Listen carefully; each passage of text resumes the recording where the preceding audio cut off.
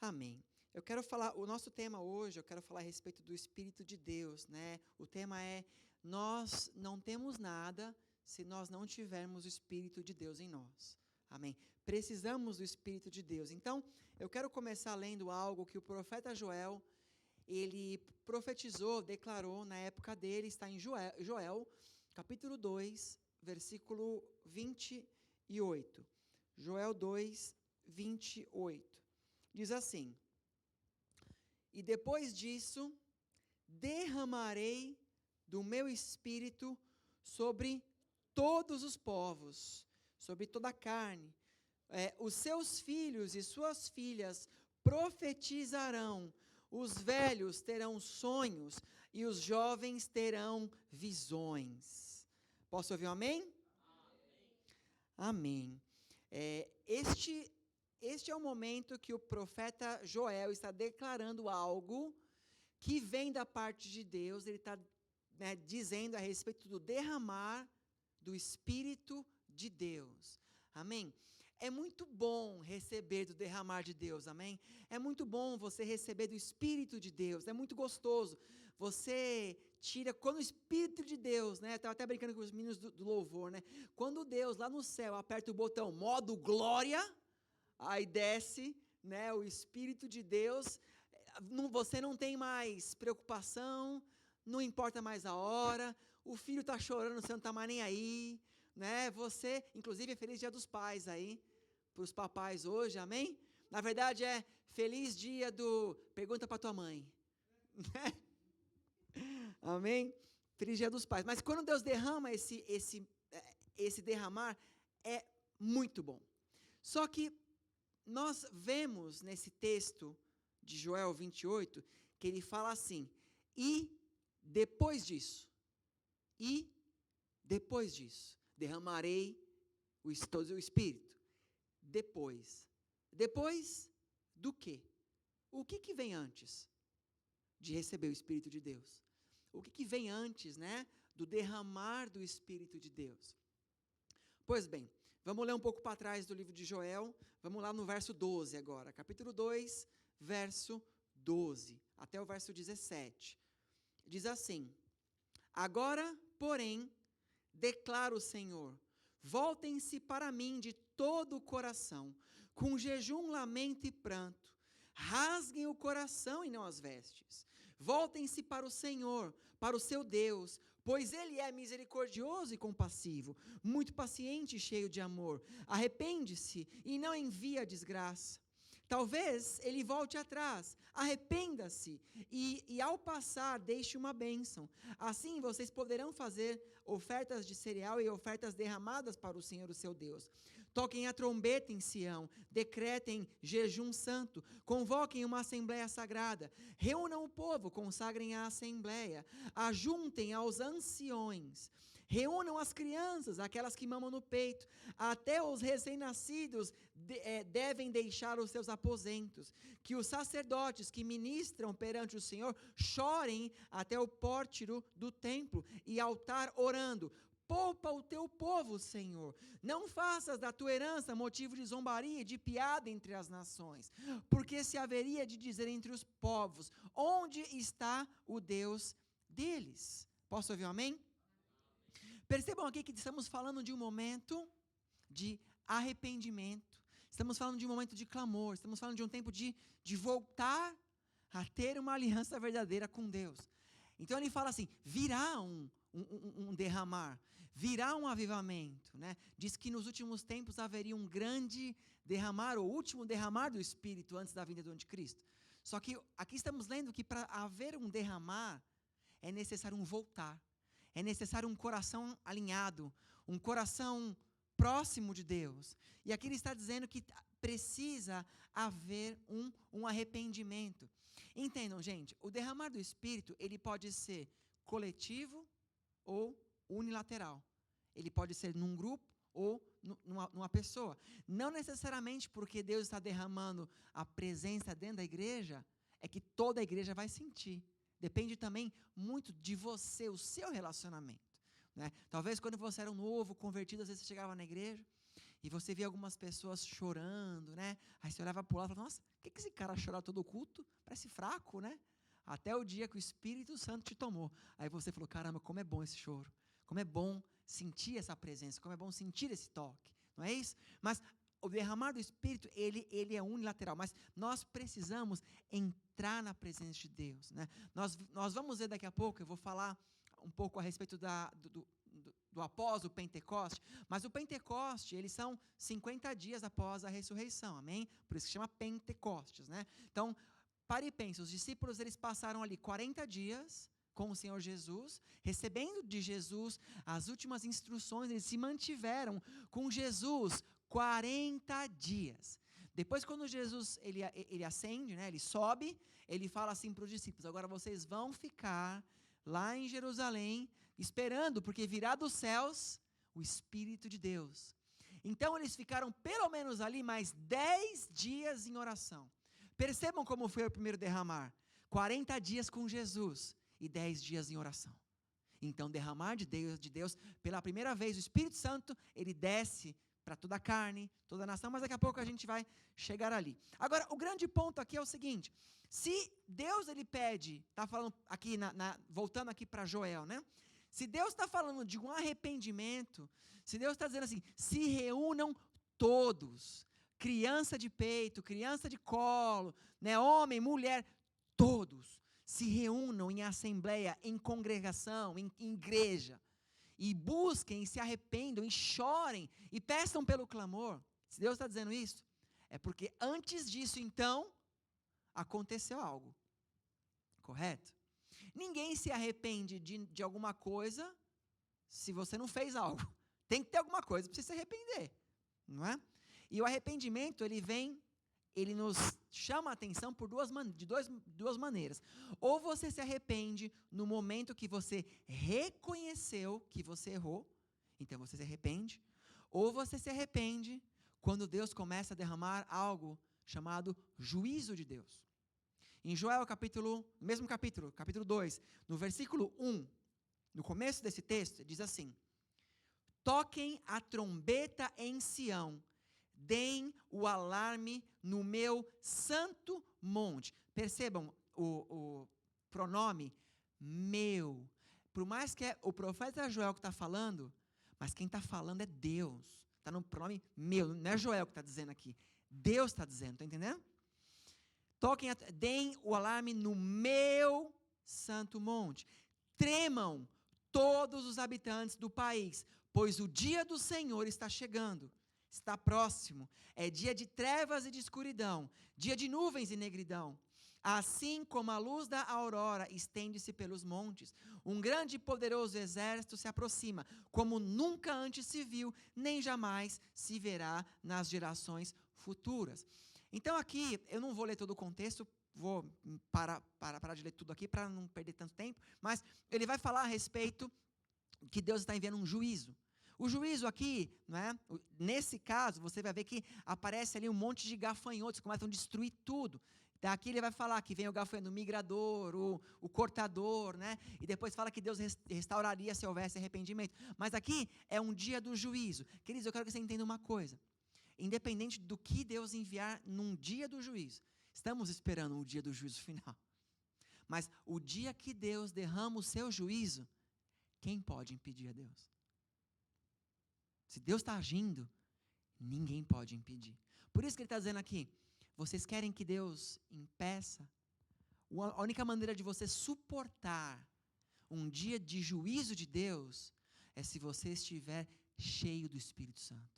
Porque o Espírito te guarda, você é protegido, você é guardado. Aquilo que vai afetar todo mundo, você não será atingido. Lembram disso? 1000 cairão à direita, 10.000 à minha esquerda, mas eu não serei atingido. Por quê?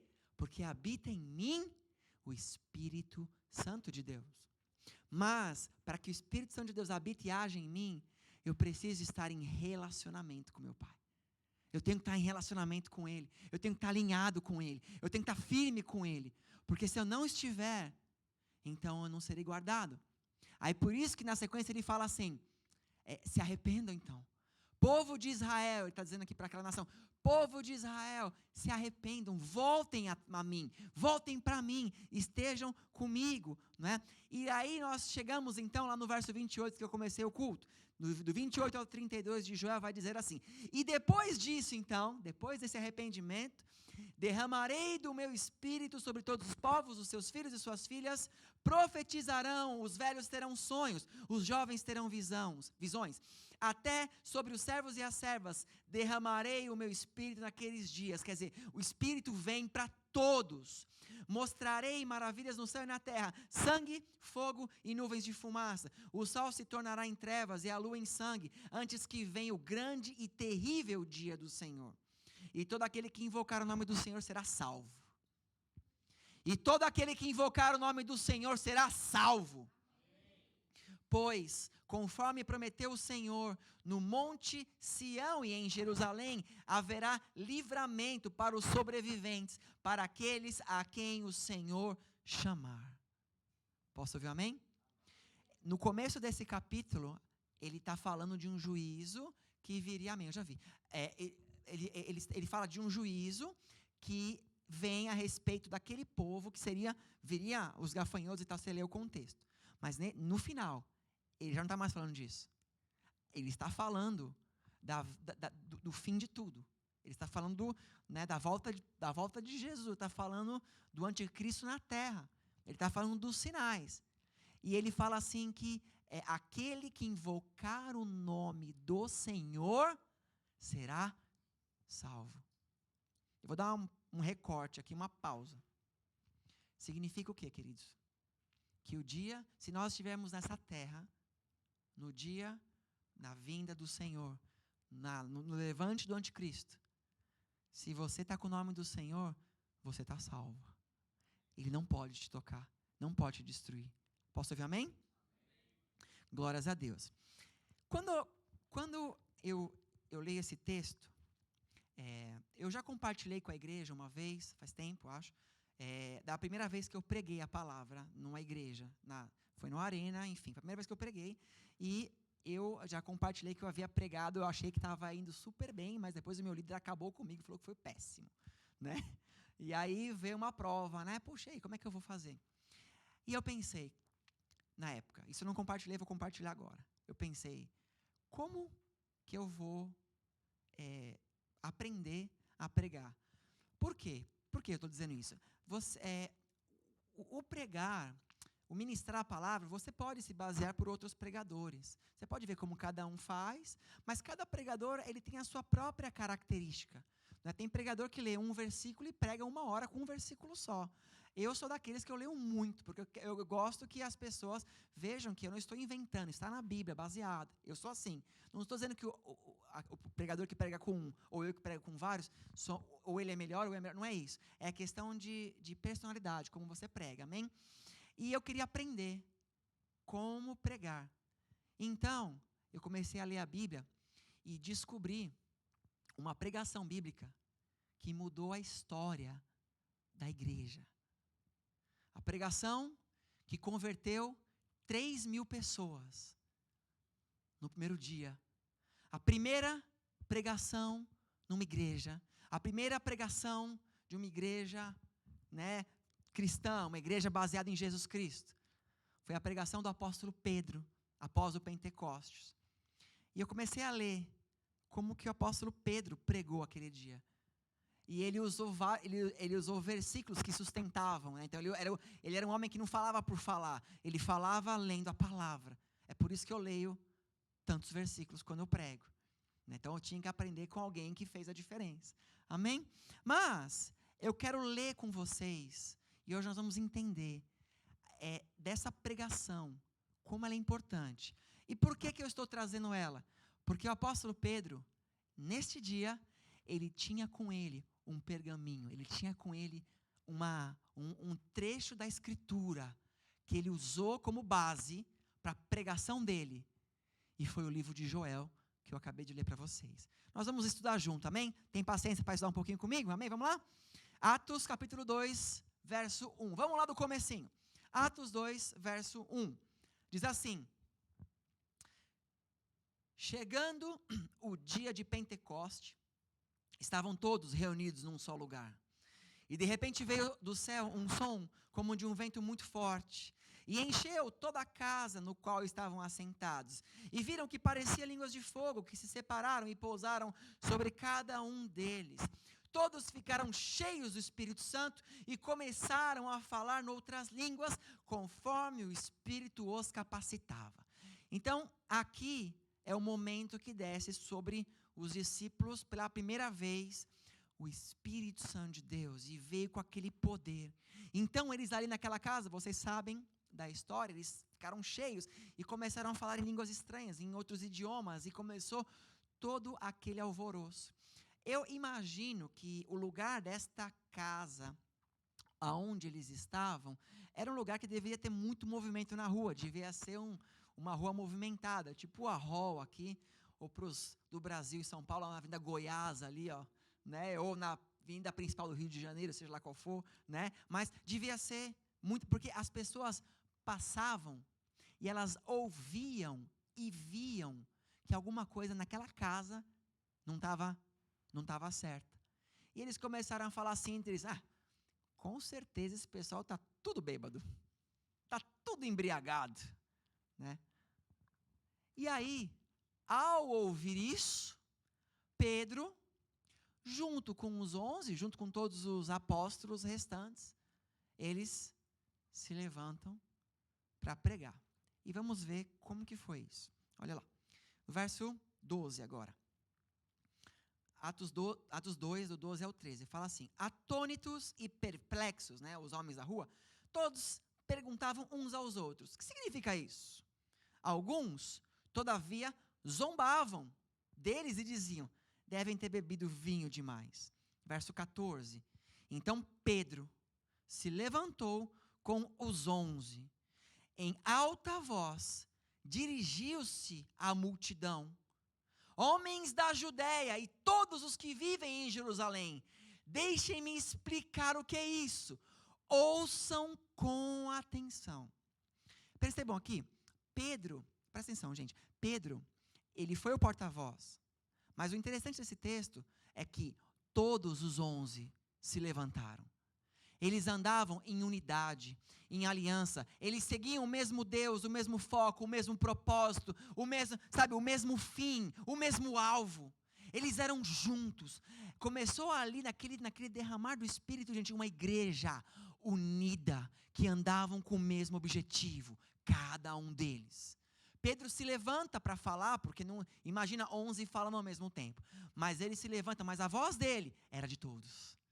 E ele chama a atenção, ele fala assim: preste atenção, vocês que estão zombando, deixa eu te dizer uma coisa, né?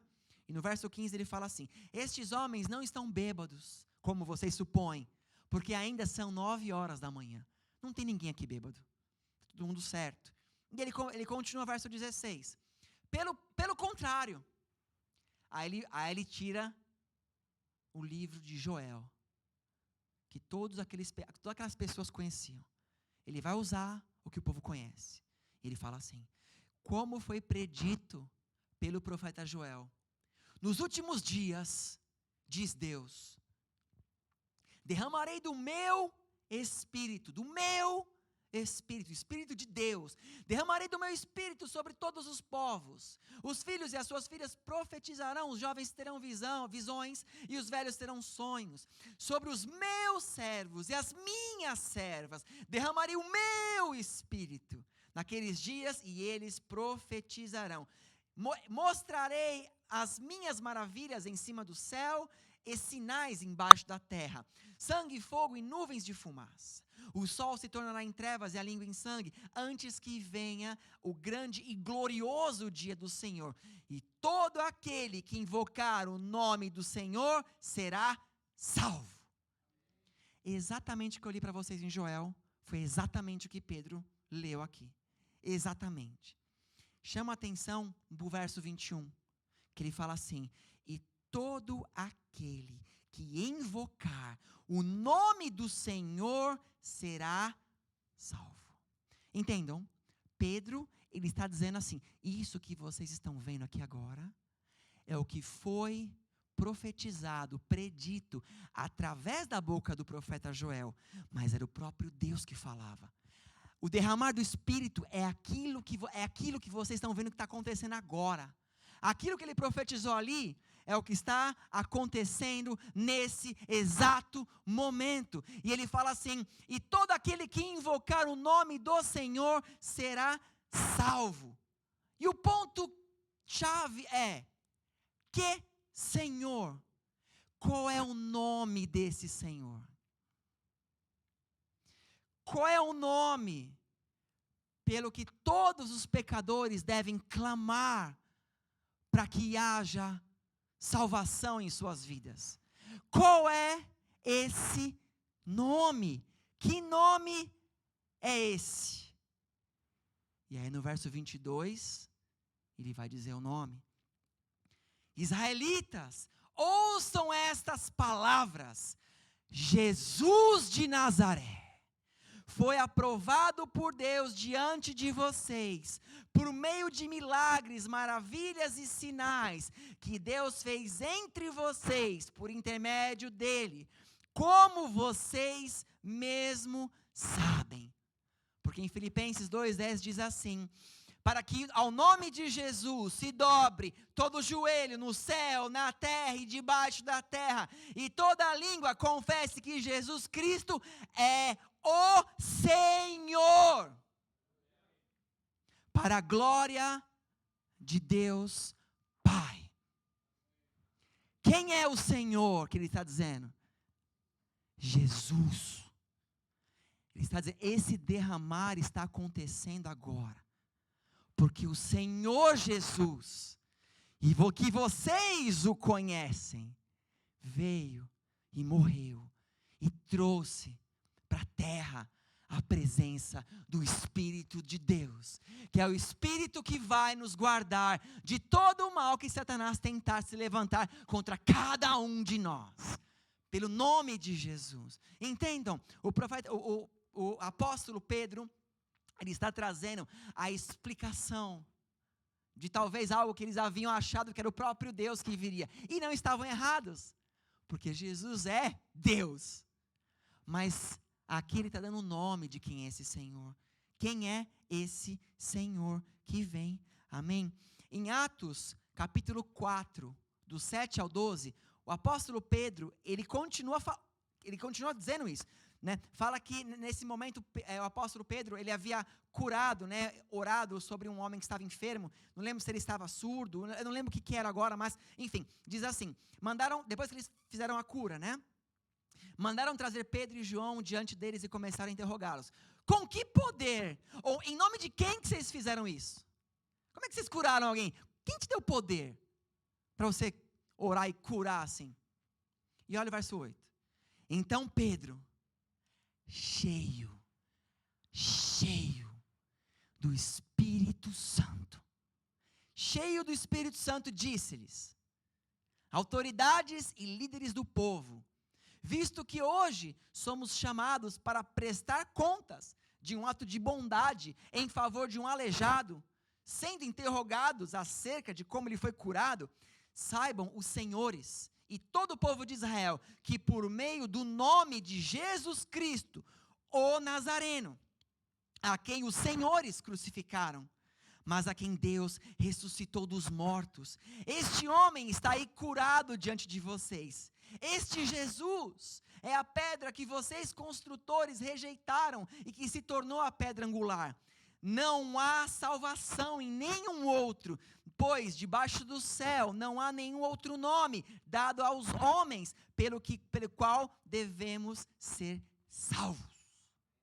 Ele foi curado pelo nome de Jesus, o Nazareno.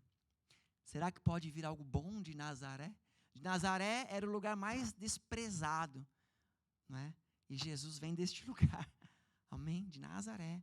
E Pedro diz, não existe outro nome, é este o nome. Ele é quem cura, é Ele quem faz, amém? É Ele que traz todas essas coisas, amém? Voltando lá para Atos, no verso 23 e 24, Atos 2, do 23 ao 24, Fala assim: este homem lhes foi entregue por propósito determinado e pré-conhecimento de Deus, e vocês, com a ajuda de homens perversos, o mataram, pregando na cruz. Mas Deus o ressuscitou dos mortos, rompendo os laços da morte, porque era impossível que a morte o retivesse.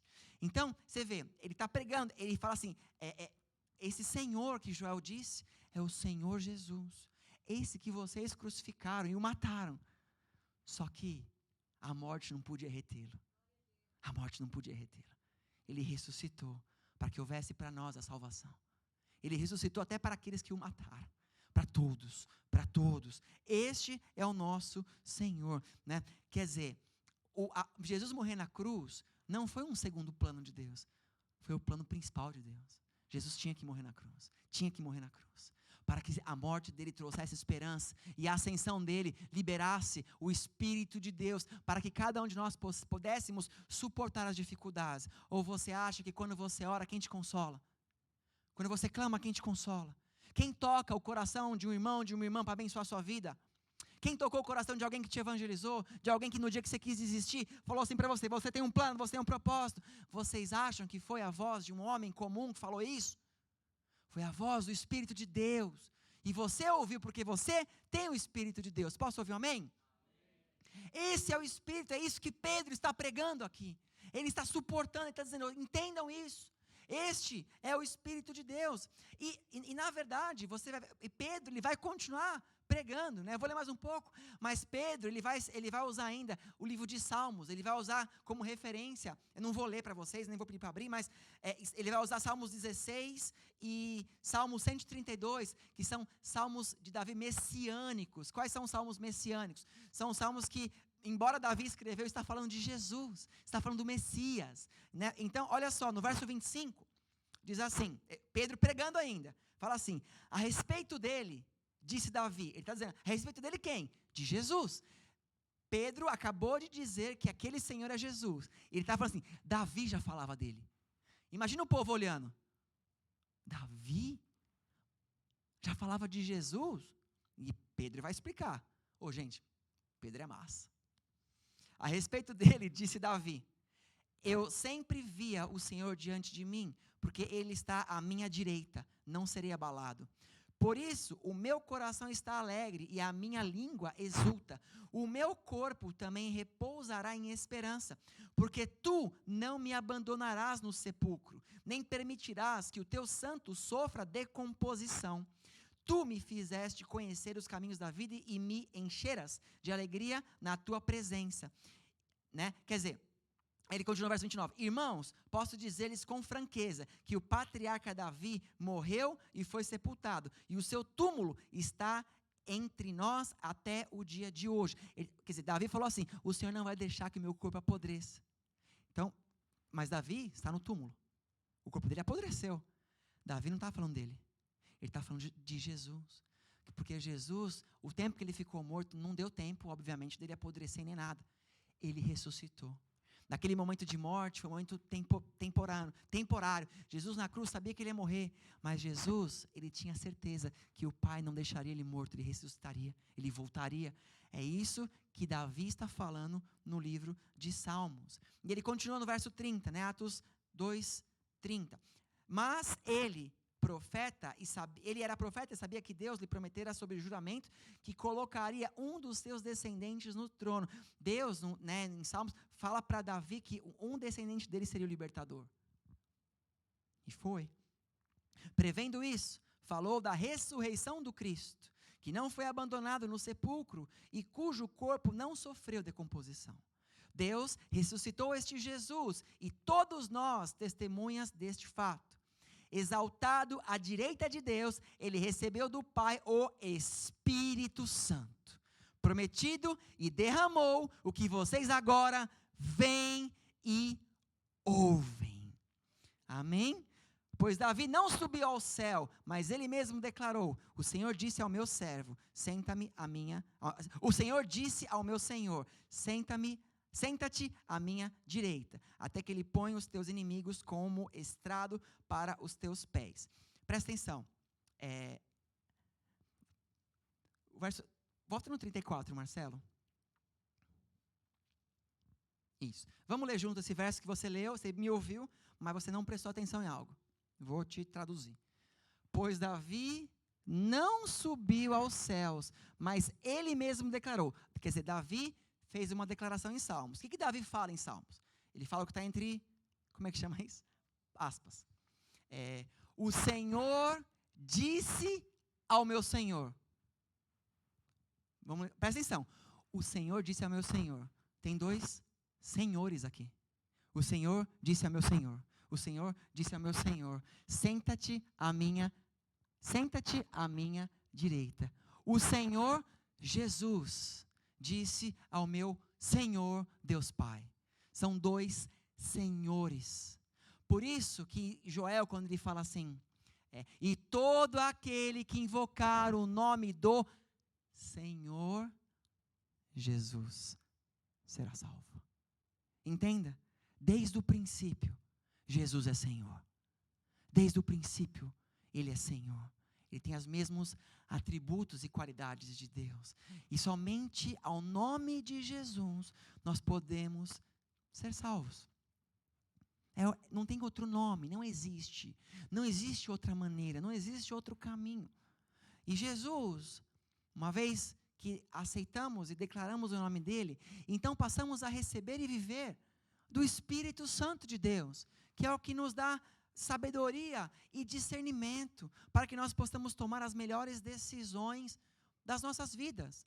Amém? É o Espírito que tem que conduzir a mim e a você. Só que se eu não estou em comunhão com o meu Pai, se eu não estou em comunhão com os meus senhores, amém? Se eu não estou em comunhão com Deus e com Jesus, como é que eu posso saber o Espírito que Deus tem para mim? Eu preciso estar em aliança, eu preciso estar em comunhão, amém? E aqui, você vê, então ele fala isso, o Senhor disse ao seu Senhor, senta-te à minha direita, verso 35. Até que eu ponha os teus inimigos como caminho para os teus pés. Eu colocarei os inimigos debaixo dos seus pés. Todos os inimigos debaixo dos seus pés. Agora, o ponto, quando nós lemos muitas vezes inimigos, às vezes somos incentivados por toda uma situação cultural de que seu inimigo é aquela pessoa que quer o seu mal. Ou até mesmo os mais cristãos, o inimigo é o diabo. Tudo bem, é mesmo, mas o seu inimigo às vezes é a sua insônia, é a sua falta de certeza de decisões, é o seu medo de tomar decisões. O seu inimigo às vezes é uma doença, o seu inimigo muitas vezes é a sua arrogância. Entende? Os teus inimigos, todos eles, os teus inimigos estarão debaixo dos seus pés. Quando eu tenho uma aliança com meu Senhor, quando eu me arrependo. Então, para eu me arrepender, eu preciso reconhecer e declarar, Senhor, eu sou falho nisso, eu tenho essa dificuldade, amém? E Pedro, você vê que Pedro é falador, gente. Pedro usou Joel, usou Salmos, ele está abrindo a mente das pessoas, ele está tirando um véu deles. Ele está dizendo assim, Jesus é o Messias. Ele é o Messias. Está vendo isso aqui? Isso é o Espírito Santo. Isso aqui é o que foi profetizado. Vocês sabem disso, está na palavra. Pedro está usando a velha aliança para fazer eles entender. E aí no verso 36 de Atos 2, fala assim, portanto, que todo Israel fique certo disso. Este Jesus, a quem vocês crucificaram. Você vê, ele põe uma responsabilidade. Esse Jesus que vocês estavam ali, crucifica, Deus o fez Senhor e Cristo. Amém? Ele continua. Aí, depois de todo esse discurso, depois de tudo isso que Pedro falou, o pessoal, gente, interrompeu Pedro no meio da palavra, da pregação, que a pregação de Pedro não acabou aqui. Mas o povo começa a interromper, porque o povo sentiu. E o povo interrompe Pedro, e o povo fala assim, no verso 37. Quando ouviram isso, os seus corações ficaram aflitos. Eles ficaram com o coração pesado. E eles perguntaram a Pedro e aos apóstolos, irmãos, aí virou irmão, gente? né? Irmãos, o que faremos? Tipo, e agora? A gente crucificou o Messias. Meu Deus, nós não recebemos. E agora? O que eu farei? Pedro respondeu: arrependam-se. Arrependam-se e cada um de vocês seja batizado em nome de Jesus Cristo para perdão dos seus pecados e receberão o dom do Espírito Santo. Aí ele continua: pois a promessa, lá de Joel, a promessa é para vocês, seus filhos, e para todos os que estão longe, para tantos quantos o Senhor, o Deus, chamar. Posso ouvir um amém? Que pregação. Que pregação. Assim, que maneira de fazer com que nós entendamos que Jesus não é um atalho para você se livrar do inferno. Ele é Senhor.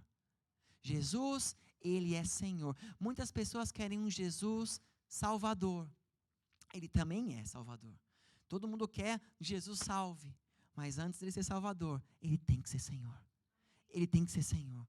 E só é o seu Senhor aquele que você acompanha, aquele que você anda, aquele que você segue, aquele que você não tem medo dos desafios que Ele te levanta, aquele que Ele fala e você entende mesmo com medo, mesmo sem ter força, mesmo por qualquer motivo.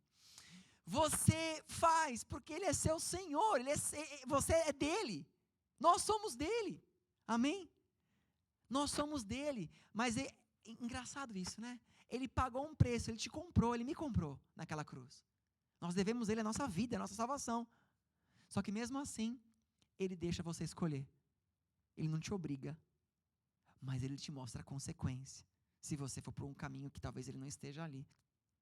E eles ficam preocupados ali. E aí, você vê, o apóstolo Pedro, ele dá uma sequência.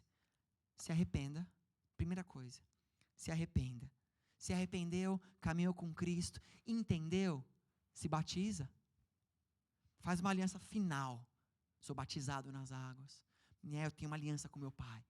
Depois disso, receba de tudo aquilo que Deus tem para você. Receba de todo o Espírito, amém? É dessa maneira, amém?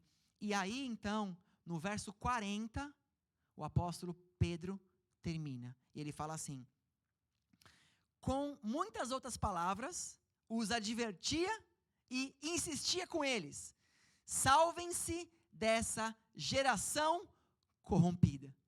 Você vê que na própria Bíblia deu uma encurtada. Gente, Pedro deve ter ficado falando com esses caras muito tempo, porque a Bíblia encurta e fala assim, e com muitas palavras Pedro advertiu. Pedro não parou, Pedro continuou falando, mas o ponto ele fala assim: se salvem dessa geração corrompida, amém? Geração corrompida.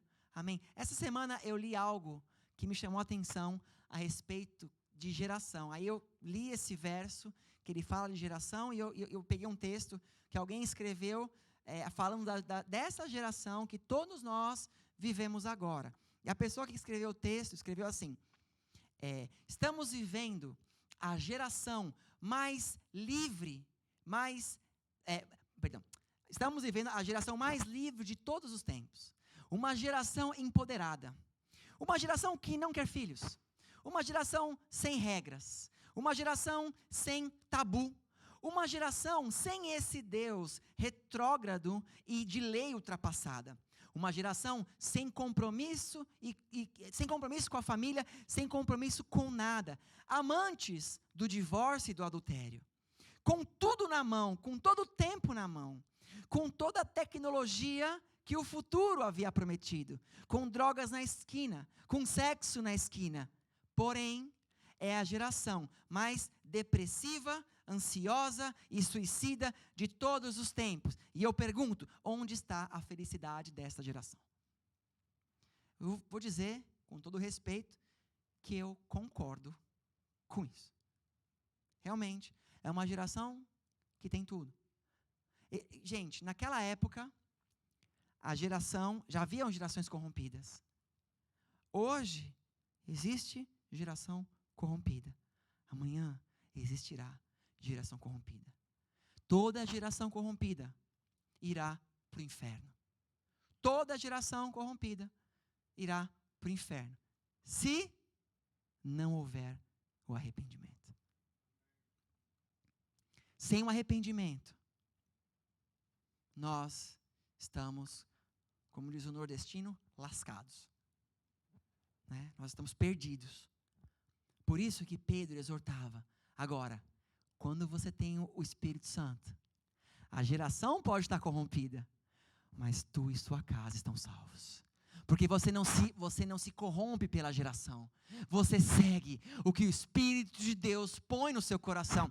Você não toma uma decisão porque toda a geração tomou. Você não deixa de fazer algo porque as pessoas dizem que é retrógrado e que as leis de Deus não são legais. Você não deixa de fazer a obra de Deus porque quem habita em você é o Espírito Santo de Deus. E não importa a geração que está ao seu redor. Você não para de pregar, não para de evangelizar, não para de fazer a obra de Deus, porque quem habita em você é o Espírito de Deus.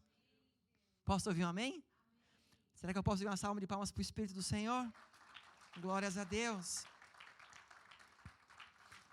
É por isso que eu digo, sem o Espírito de Deus, nós não temos nada.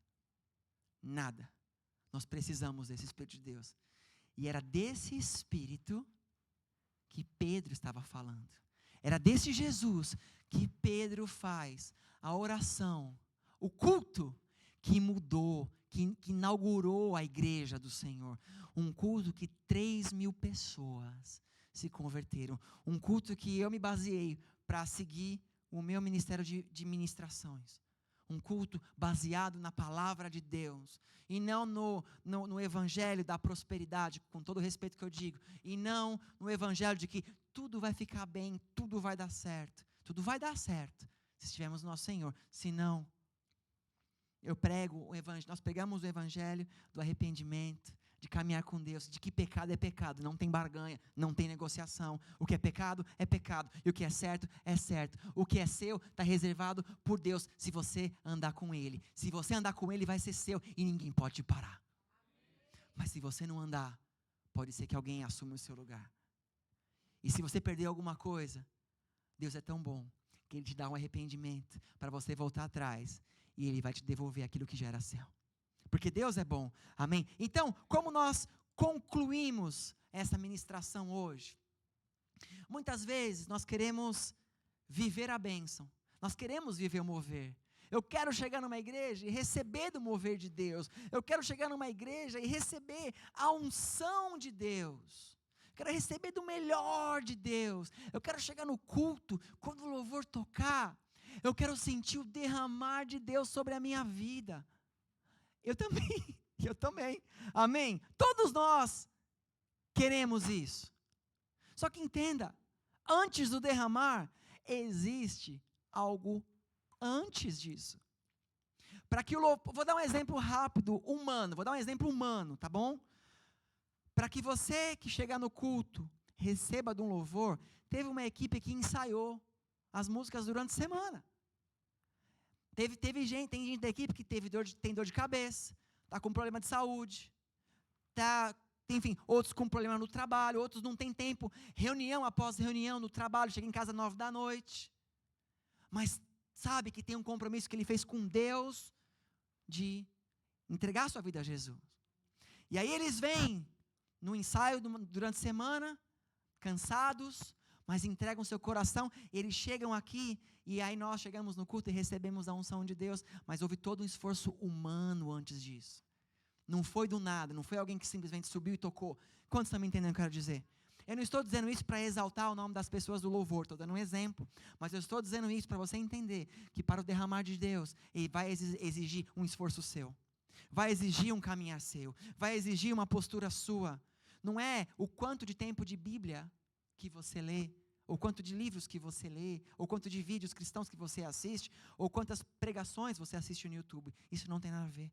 O que tem a ver é a sua aliança com Deus. E então, quando você está aliançado, se o louvor estiver cantando sem instrumento, na voz, você vai sentir da presença igual. Como se tivesse uma orquestra aqui. Porque não são eles. É você. Quantos estão me entendendo? Amém? Quantos estão me entendendo? Amém? A palavra de Deus diz que nós não devemos nos embriagar com vinho. Pegando lá que eles disseram para Pedro, eles estão embriagados de vinho. Isso está em Efésios 5:18. Né? Não embriagueis, porque o vinho leva à libertinagem. Tá aqui, né? Mas encha de espírito. Encha-se do espírito. Não deixe dentro de você aquilo que... Não permita que o lugar que deve ser do espírito esteja ocupado com outra coisa. Não permita que outra coisa habite em você. Mesmo que essa outra coisa for medo de evangelizar. Não interessa. Você tem um chamado. Existe um espírito que ele bate. Deixa eu entrar. Mas se você tiver com outra coisa ali, ele não pode entrar. Esvazie. Se arrependa. Se esvazie. Se arrependa. Amém? Fala que o espírito luta contra a carne. Isso está lá em Gálatas capítulo 5, do 16 ao 17, mas fala que o espírito luta contra a carne. Permita que o teu espírito vença as tuas vontades. Permita que o espírito vença aquilo que tenta te convencer do contrário. Permita que o espírito que você serve, ao Senhor que você serve, seja tão forte, tão dentro de você, que os seus receios humanos nunca te paralisem naquilo que Deus tem para você. Nunca te paralisem naquilo que Deus tem para você. E para finalizar, eu não podia deixar de falar do apóstolo Paulo, como eu sempre falo alguma coisa dele em todo culto, mas tem um momento, né, em Atos, capítulo 20, do 22 ao 24, que o apóstolo Paulo está falando do seu trabalho, né, dos seus evangelismos pelas cidades. E olha o que ele diz, ele fala assim, verso 22, e último do dia.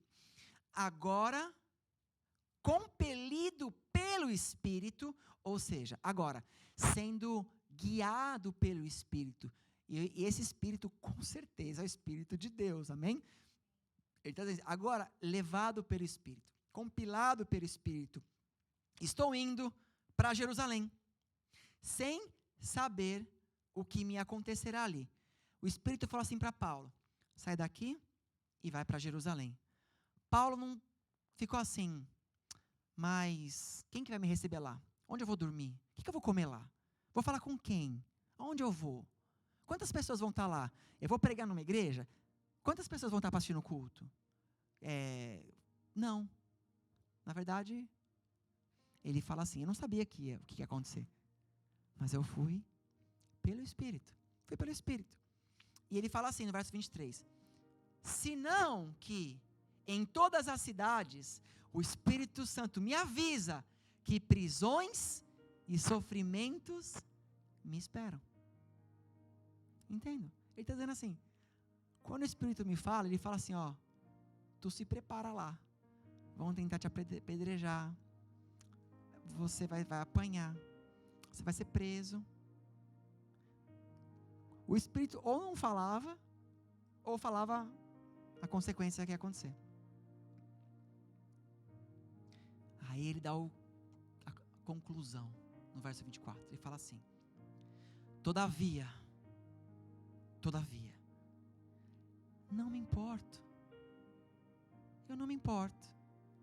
Eu nem considero a minha vida de valor algum para mim mesmo. Minha vida não vale nada. Se tão somente eu puder terminar a corrida e completar o ministério que o Senhor Jesus me confiou, que o Senhor Jesus me confiou de testemunhar do Evangelho e da graça de Deus. Posso ouvir um amém? Vocês entendem? Ele fala assim, não me importo. Eu não me importo o que vai acontecer. Contudo, que eu possa, mais uma vez, testemunhar do meu Senhor. Que eu possa chegar lá e falar do meu Senhor. Que eu possa chegar lá e fazer o que eu posso. O que eu tenho que fazer. E esse é o sentimento que eu quero que eu e você possamos guardar no nosso coração hoje. Nós vamos para a Santa Ceia já. Mas eu quero que esse sentimento, ele esteja comigo e com você. Nós servimos a um Jesus, nós servimos a um Messias que Ele é Senhor. Ele é Deus. Posso ouvir amém, igreja? Ele é Deus. E Ele começou lá na igreja de Atos, a igreja primitiva, o derramar do Espírito. E o derramar do Espírito até hoje, não foi só para aquele pessoal da igreja. O derramar do Espírito está aqui na igreja, está agora aqui, ó, com cada um de nós. Ele inaugurou, né, o Espírito Santo de Deus, que veio porque Jesus morreu na cruz, Ele inaugurou algo, Ele começou o Espírito. E esse Espírito é aquele Espírito que, quando vai na vida das pessoas, quando a pessoa recebe, ela passa a não sentir mais medo de coisa alguma, porque ela sabe que ela está nas mãos do Senhor, morrendo ou vivendo, ela está na glória do Deus Pai, ela não tem medo nenhum.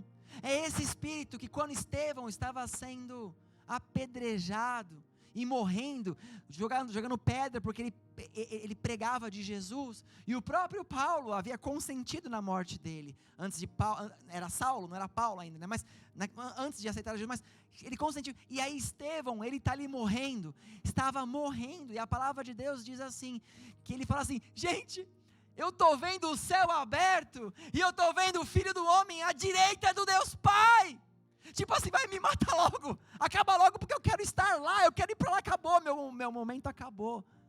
Era alguém com certeza do que ele estava fazendo, porque habitava nele esse Espírito de Deus. E depois diz, derramarei do meu Espírito sobre todos os povos, língua e nação, os seus filhos profetizarão, e suas filhas também, os velhos terão sonhos, e os jovens terão visões. Um velho ter sonho, um velho, muitas vezes, ele já olha para a sua vida, ele acha que acabou, já fiz de tudo. Às vezes um velho olha, ele vê os filhos, os netos, os bisnetos, ele fala, só estou esperando agora morrer. Mas quando tem o Espírito Santo, Deus continua dando sonhos para que ele continue a viver, para que ele tenha para onde ir, não acabou. E os jovens, Deus dá aquela visão, eu vejo eu conquistando aquilo para o nome de Jesus, eu vejo tal coisa acontecendo, eu vejo esse ministério rompendo, eu vejo isso, amém? Quer dizer, em outras palavras, não importa se você é velho ou jovem, Deus continua derramando sobre todos aqueles que têm o Espírito de Deus, os seus sonhos e a sua visão, amém? Glórias a Deus. Quantos estão entendendo essa noite? Amém?